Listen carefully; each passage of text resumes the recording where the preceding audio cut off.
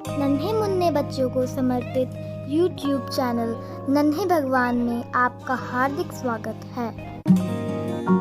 Please subscribe my channel and press the bell icon for the latest notification.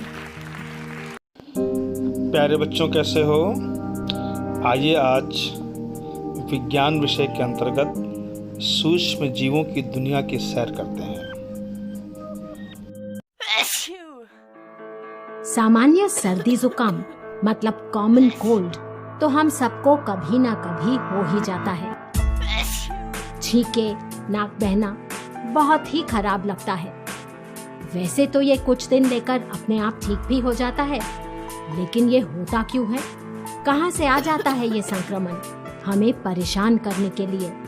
यही जानेंगे आज, जब हम पहचान करेंगे वायरस से, क्योंकि वायरस ही तो है सामान्य सर्दी जुकाम का कारण। आज का विषय वायरस। वायरस को विषाणु भी कहते हैं। वायरस क्या होते हैं? बड़ा अटपटा विषय है, क्योंकि वायरस वो हैं जिन्हें ना सजीव कह सकते हैं, ना ही निर्जीव, ना लिविंग, ना ही नॉन लिविंग। पहले देखते हैं कि वायरस सजीव क्यों नहीं। जीवन का हर रूप कोशिकाओं से बना है, लेकिन वायरस नहीं। ना ही वायरस को किसी सजीव कोशिका की तरह आहार यानी ऊर्जा की आवश्यकता है, लेकिन वायरस निर्जीव भी नहीं। ऐसा इसलिए क्योंकि वायरस किसी कोशिका के अंदर पहुंचता है तभी वो सक्रिय होता है। ऐसी कोशिका को मेजबान कोशिका यानी होस्ट सेल कहते हैं। मेजबान कोशिका के अंदर वायरस सक्रिय होकर अपनी कॉपियां बनाते हैं। 1 से 2, 2 से 4। इस तरह अपनी संख्या बढ़ाना किसी भी निर्जीव वस्तु के लिए असंभव। इसीलिए वायरस ना तो सजीव ना ही निर्जीव। देखते हैं वायरस की संरचना।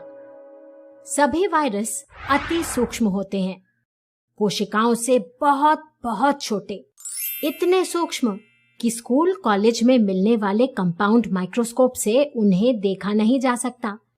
कंपाउंड माइक्रोस्कोप किसी वस्तु को 2000 गुना बड़ा करके ही दिखा सकते हैं।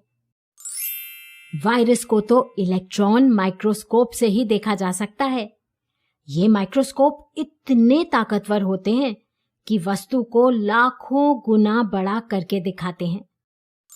तो इलेक्ट्रॉन माइक्रोस्कोप के नीचे कुछ ऐसे दिखते हैं वायरस। वायरसेस के आकार और प्रकार बहुत अलग अलग तरह के हैं, लेकिन आमतौर पर हर वायरस का एक बाहरी कवच या कोट होता है। प्रोटीन से बना ये कवच कैप्सिड कहलाता है। कैप्सिड के अंदर वायरस का सबसे जरूरी भाग, उसका डीएनए या आरएनए सुरक्षित रहता है। डीएनए या आरएनए वायरस का आनुवंशिक पदार्थ है, जेनेटिक मटेरियल। इसी से वायरस के गुण तय होते हैं। ये है कोरोना वायरस, कोविड-19 बीमारी का कारण, जिसने आजकल महामारी का रूप लेकर पूरी दुनिया को आतंकित किया है। कोरोना वायरस पर कांटेनुमा संरचना होती है, जो मेजबान कोशिका से जुड़ने में मदद करती है। अब प्रश्न ये कि निष्क्रिय पड़े ये वायरस सक्रिय कब और कैसे होते हैं? कैसे ये अपनी संख्या बढ़ाते हैं? समझने वाली बात ये कि हर वायरस का अपना एक विशिष्ट मेजबान होता है। वो उसी मेजबान कोशिका के अंदर सक्रिय होता है, किसी और में नहीं। वायरस का सक्रिय होना मेजबान के लिए रोग और कष्ट का कारण होता है। देखते हैं वायरस का जीवन चक्र। वायरस और मेजबान कोशिका की संरचना मेल खाती है। वायरस और मेजबान का रिश्ता ताला चाबी जैसा है। इसके बाद ही वायरस अपना डीएनए या आरएनए मेजबान कोशिका के अंदर डालता है। कुछ वायरस तो पूरे के पूरे ही मेजबान कोशिका के अंदर घुस जाते हैं।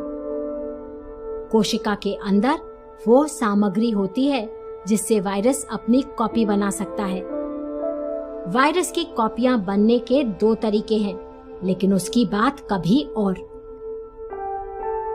मेजबान कोशिका ही वायरस निर्माण की फैक्ट्री बन जाती है।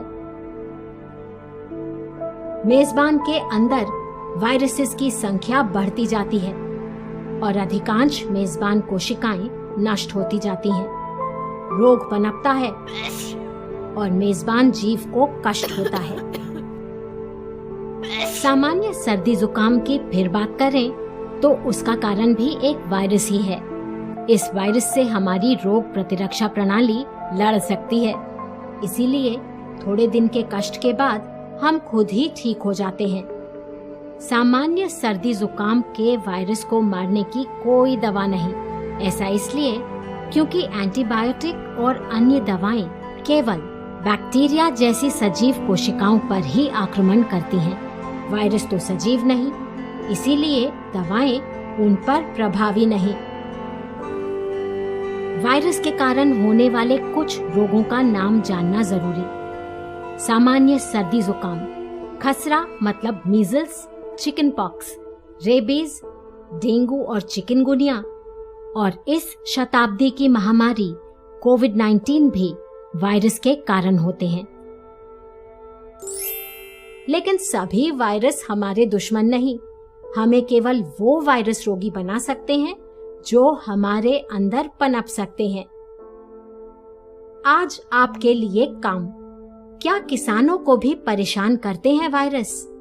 वायरस के कारण फसलों में होने वाले 2 रोगों के नाम और उन पर किए जाने वाले उपाय पता करें।